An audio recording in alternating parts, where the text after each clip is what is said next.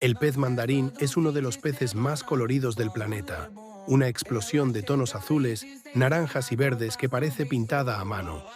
Vive en los arrecifes del Pacífico, escondido entre corales durante el día para evitar depredadores. Lo más sorprendente es su piel. En lugar de escamas, posee una capa de moco que lo protege de enfermedades y le da un brillo aún más intenso.